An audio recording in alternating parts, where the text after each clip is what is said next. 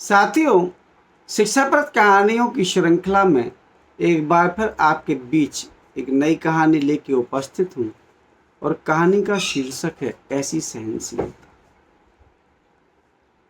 Newton एक बहुत बड़े वैज्ञानिक थे। उन्होंने बहुत सारी खोजें की। उनकी प्रयोगशाला में कोई भी अलाउ नहीं था, ना उनकी पत्नी ना उनका बच्चा। बस उनकी प्रयोगशाला में उनका कुत्ता अलाउ था, उसी को अंदर जाने की परमिशन थी। अब सोचिए, एक वैज्ञानिक का कुत्ता कितना बुद्धिमान होगा, कितना समझदार होगा, कितना विश्वसनीय होगा कि प्रयोगशाला में केवल उसे जाने की अनुमति थी।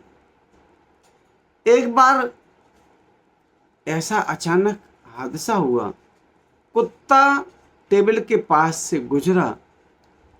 टेबल पर रखी मोमबत्ती जो जल रही थी वो गिर गई और धीरे धीरे टेबल पर रखे पूरे पेपर खाक हो गए। प्रयोगशाला में आग लग गई। सोचिए, अगर हमारा नुकसान हुआ होता तो हम उस कुत्ते के साथ क्या बर्ताव करते।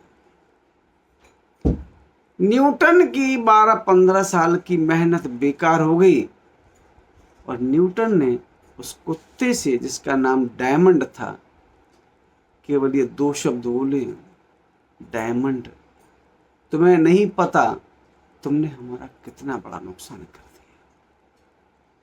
सोचिए, ऐसी सहनशीलता किसी पंडित में भी नहीं होगी, ऐसी सहनशीलता किसी मुनि में भी नहीं होगी, ऐसी सहनशीलता किसी गृहस्थ में भी नहीं होगी जैसी सहनशीलता का परिचय डायमंड ने दिया। ये छोटी सी कहानी हमें ये सिखाती है कि गलतियां बहुत बड़ी बड़ी अगर हो जाती हैं तो भी उनका समाधान समय ही करता है। जो चीज़ टूट गई, जो चीज़ बिगड़ गई, जो चीज़ आग लग गई, उसमें अब गुस्सा करने से क्या फायदा हो। गुस्सा व्यक्ति के जीवन की वो अमूल्य निधि है जिसमें सबसे ज्यादा ऊर्जा नष्ट होती है। शास्त्रों में लिखा है, गुस्सा करने में जितनी ताकत लगती है उतनी ताकत तो उड़ने में भी नहीं लगती। चलिए, खैर, इस कहानी से हमें ये शिक्षा मिलती है कि हमें भी सहनशीलता का परिचय देना चाहिए, परिस्थितियां कैसी भी हों। ये कहानी अगर आपको अच्छी लगी हो तो आप 4 लोगों तक भेजें, और अगर आप चैनल पर पहली बार आए हो तो आप चैनल को सब्सक्राइब करें ताकि हमारा मनोबल बढ़ता रहे और इस प्रकार की कहानियाँ आपके पास तक पहुँचती